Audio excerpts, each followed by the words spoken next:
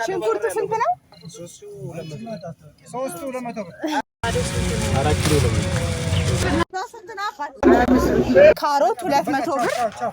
ሰላም እንዴት ናችሁ? አለን እኛ እግዚአብሔር ይመስገን። ዛሬ የምንሄድበት ቦታ አስቤዛ እርካሽ የሆነ አስቤዛ የሚገኝበት ቦታ ነው የምንሄደው። አዲስ አበባ ውስጥ በጣም በማይታመን ዋጋ እንገዛለን። ቪዲዮውን እዩት እስከ መጨረሻው፣ ምክንያቱም በጣም ነው የምታተርፉበት። እኔ አዲስ አበባ ከመጣሁ በጣም ቆየሁኝ እና ብዙውን ጊዜ አላወቅኩም ነበር የሚገዛ ቦታውን እና ለመጀመሪያ ጊዜ መጥቼ እንደዚህ አይነት ቦታ ላይ ቢያሳዩኝ የእውነት በጣም አሪፍ ነበረ። ብቻ በጣም ብዙ ልዩነት ያለው ነው እየገዛው የኖርኩትኝ።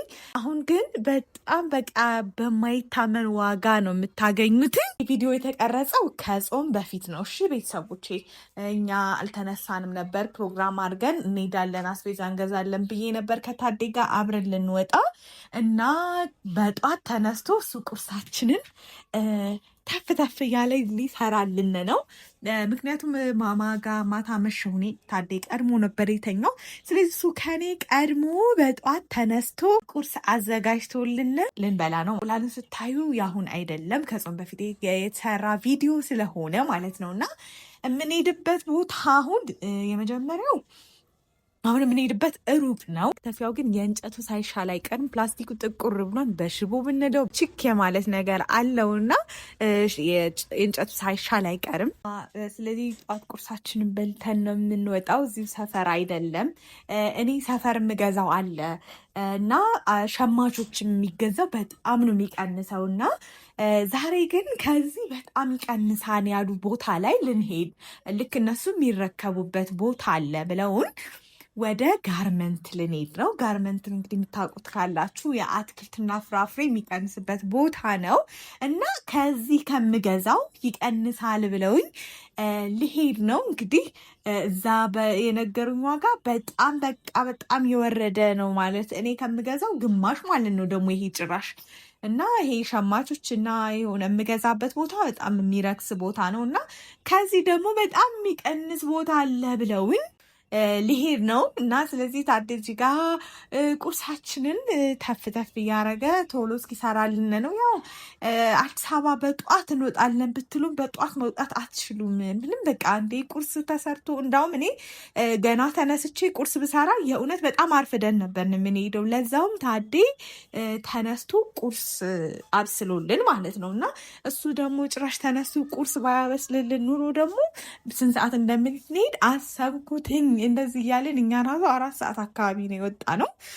ቁርስ በላን ስንል ከዛ ማማ እኔም ስነሳ አብራይ ማማ ተነሳችኝ። ሰላምም አለች በጎን እዚህ ጋር ስታንድ ላይ ስላስቀመጥ ነው ተቆርጣለች ነው እና ከዛ ያው ማማም ከኔ ጋር ተነሳች። እንግዲህ እኔ ካለው ማማ ጡስ ነው የምጠባው ነው ምግብ አልፈልግም እያለች ነው እና ጡሳችንን እየበላን ነው። በጣም የሚጥም ቁርስ ነበረ የበላ ነው። በጣም ደስ የሚል ቁርስ ነበረ እና በጣም ወይኔ ወዱ ባላመሰግናለሁ። እና አሁን ተዘጋጅተናል። ማማን ተደብቂያ ትወጣለሁኝ ካልሆነ ትቀውጠዋለች እና ስታለቅስ ደግሞ በጣም ነው የሚረበሸው እና እሱን እንደዛውኝ የሚያወጣ ስለማልፈልግ ተደብቄ ነው የምወጣው። ማዳበሪያ ይዣለሁ ነው እንግዲህ ምገበይበትኝ እዚህ እንግዲህ ያበጧት ስለሆነ ረንዳ ያለውን አልሰታተር ነውም ገና የተዝረከረከው እና ቶሎ መውጣት ስላለብን ቤት ደግሞ ጭራሽ አጥቼ እወጣለሁ ካልኩ በጣም ነው የሚረፍደው እና ፀሐይዋ እንግዲህ የጧት ፀሐይ አትመስልም ክር ብላለችኝ እና እዚህ ወተን ቀጥታ የሚገርመው ነገር እናገኛለን። ባስ አለ ቀጥታ የሚሄድ ባስ እና ወደ ጋርመንት አትክልትና ፍራፍሬ ቦታ እንሄዳለን። እንግዲህ እሁድ ቀን ስለነበረ ሄድ ነው ሁላችሁ ሰልፍ የለ ምን የለ እንዴት እንደሚያስደነግጥ ብቻ ገባን።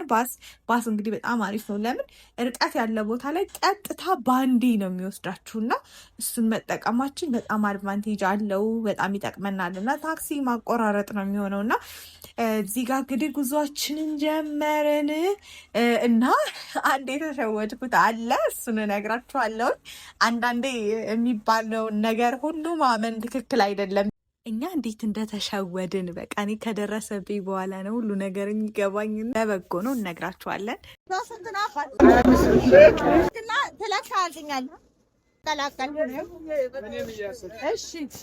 ይሄው እያገላገስ ነው።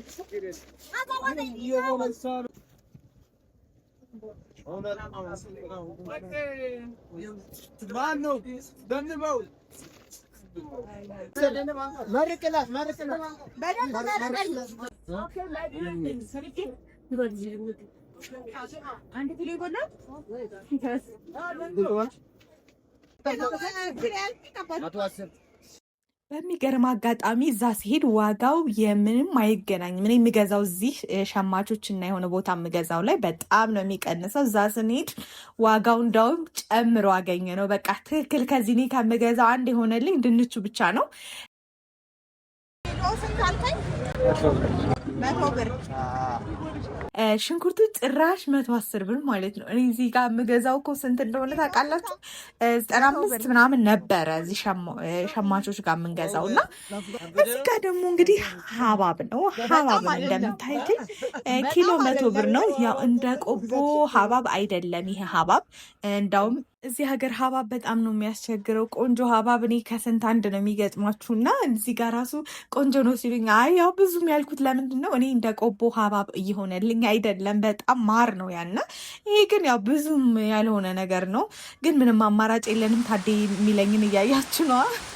ባይጥኑን ግዴታ ተገዣለሽ አስቆርጠሸዋል እያለኝ ነበረ እና እንግዲህ ይችን ደግሞ የምታዩዋትኝ ምንድናት? ለወገብ ቆንጆ ነው ምናምን ይላል። ያው እኛ ማናውቀው ስለሆነ መግዛት አልፈለግንም እና ተሸውደን የመጣ ነው እላችኋለሁኝ። በጣም በቃ ከዛ ላይ ዝናብ ዘንቦ ነበረ። ከሰርን አትጠይቁኝ። ከዛ በጣም ከብዶን ያን ይዘን ደግሞ ታክሲ ቦታ እስክንሄድ ደግሞ በጣም ከበደንና ምክንያቱም ድንችና ሽንኩርት ገዛው። ምንም ምርጫ የለኝም። ድንቹ ከዚህ ጋር ተመሳሳይ ነው፣ ሽንኩርቱ ነው። ግን እዛ ጋር ሄጂ ባዶኝ ከምመለስ ብዬ ዝም ብዬ ገዛውኝ። ከዛ ሲከብደኝ ታዴ እኔ ላግዝሽ ብሎ ደግሞ ልክ ሲቀበለኝ ደግሞ ምን ቢሆን ጥሩ ነው፣ ሀባቡ ወደቀ። ሀባቡ ወድቆ ለሶስት ነው የተሰነጣጠቀው። እዛው ግማሹ ወደቀ። ከዛ የተረፈውን ከታች ምንም ነገር ያልነካው ይዘን ነው። የእውነት በቃ ምን አይነት አጋጣሚ እንደሆነ ትርፍ ባያ ጉዳይ የሚባለው እንደኛ አይነት ነገር ነው። ልናተርፍ ሄደን ጭራሽ ብሶ መጣነ። ከዛ ይሄ ደግሞ ሌላ ጊዜ የምገዛበት ቦታ ነው ያልኳችሁ። ሸማችሁ ታይሆን ሌላ ነው ይሄ። ልክ ከስራ ስመጣ ብዙም አይርቅም። ከስራ ስመጣ አጋጣሚ ነው የገዛሁት ይሄንን ጋ ምንም ነው የማይገናኘው። ይሄ እኮ እንደውም በቃ ለእኛ በጣም ሲምፕላት። ያ የትና የት ቦታ እንደሄድን ብታዩት በጣም ሩቅ ነበር። ይሄማ በጣም ባችን ለዛውም በጣም ርካሽ 3 ኪሎ በነፃ ነው። ሌላ ፌስታል በቃ እንዲህ በጣም ረጅም መንገድ ነበር ይሄድ ነው። ከዛ ላይ ትራንስፖርት በጣም ተሰቃይተናል እና ከዚህ የሁላችሁ ይህን የምታዩት ሽንኩርት በእርግጥ ያኛውና ይሄ ሽንኩርት በጣም ልዩነት አለው። ይሄ ትንሽ ደረቅ አይልም እንደዛ። ግን ይሄ ካሰጣችሁት በእርግጥ ምንም አይሆንም። ሽንኩርቱ ያን ያክል ለውጥ የለውም። ካሮት ይሄ እንደምታዩት 6 ኪሎ ካሮት በ200 ብር ነው የገዛሁት። ግማሹን እየመረቀኝ እና የሰጠኝ ማለት ነው። እና ሽንኩርቱ እዛ 110 ብር እዚህ በ65 ብር ሂሳብ ነው የገዛሁት። አቮካዶ በጣም ቆንጆ ነው። አቮካዶ ቤት ራሱ ጥቅልል አድርጌ በጨርቅ ያልበሰለ አቮካዶ ስለሆነ ከ3 ቀን በኋላ ይበስላል። ቶሎ ቶሎ ብቻ የበሰለውን መስራትና መብላት አለብን። እንዳውም እኔ ብዙ ጊዜ የረሳሁትኝ ምንድነው የማደርገው እጥላለሁ ብዙ። ለምን ስለሚቆይ፣ በስሎ ደግሞ መቆየት የለበትም። ወይ ደግሞ የበሰለውን ፍሪጅ ላይ ከከተት ነውም ደግሞ በጣም ቆንጆ ነው የሚሆነው። እና ብርቱካኑ በጣም አሪፍ ነው። 4 ኪሎ በ500 ብር ነው። ከዛ ይሄኛው ሽንኩርቱ ደግሞ በጣም ጸዴ ሽንኩርት ነው። እኔ እንዳውም አይቼዋለሁኝ። ምንም የሚሆን ሽንኩርት አይደለም። በጣም ቆንጆ ነው ሽንኩርቱ። እኔ እዛ ትራንስፖርት ሂደን ስቃይ ነበር። ትራንስፖርቲንግ እንዴት እንደገጠመን በቃ በጣም አስቸጋሪ ነገር ነው የገጠመን። ከዛ ላይ ደግሞ ከገዛችሁ በኋላ ስንሄድ ቀጥታ ከኮዬ ባስ አግኝተን ነበር ይሄድ ነው። 3 ኪሎ ለመት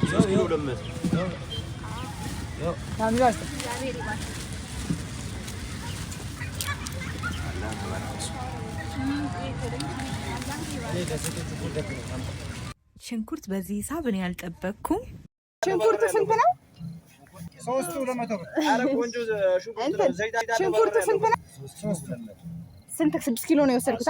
400 ብር። እሺ ከዛ ካሮት 200 ብር። 4 እና 2 600 ነው። እሺ ከዛ እንትን ፓፓያ 200 800 ብር ካኑ ለካንስ 1050 አቮካዶ አለ 4 ኪሎ በልምር አለ 4 ኪሎ በልምር እሺ 100 1150 4 ኪሎ በልምር እሺ ስንመለስ ግን ቀጥታ ታክሲ ቦታ ላይ ለመሄድ በጣም ሩቅ ነበረ። እንደፈለጋችሁ ደግሞ ታክሲ አታገኙም። እዛ ሄዳችሁ እንደገና ትራንስፖርት የምታወጡት ይለኛል። እነሱ አከፋፋይ ስለሆኑ በማከፋፈያ ሂሳብ ሲሆን ነው እንጂ ኖርማል ከ5 ኪሎ 6 ኪሎ ለሚገዛ ሰው ግን ምንም አይነት ለውጥ የለም።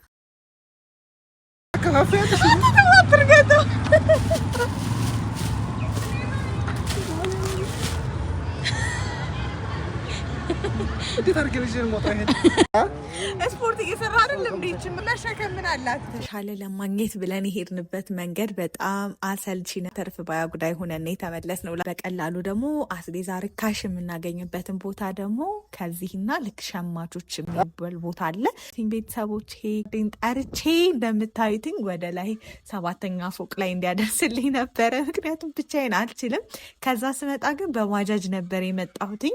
እሱን ደግሞ ታደኝ ተሸከም እያልኩት ነው። ስፖርተኛ ስለሆነ ግዴታ ወደ ላይ ማድረስ አለበትኝ። 7ኛ ፎቅ መሆን ችግሩ ይሄ ነው። እቃ በደንብ ብዙ ስትገዙ ወደ ላይ ማውጣት ይከብዳል። እና ይሄ ሁሉ አስቤዛ በ1150 ብር ብቻ ነው የገዛሁትኝ። ከስራ ስለሆነ የተመለስኩት በማዳበሪያው እነሱ ናቸው የሰጡኝ።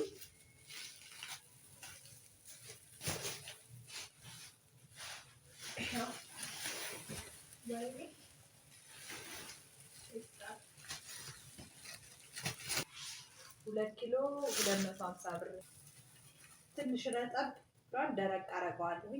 ኪሎ በ65 ብር ሂሳብ ነው የገዛሁት። ካሮትም ይኸው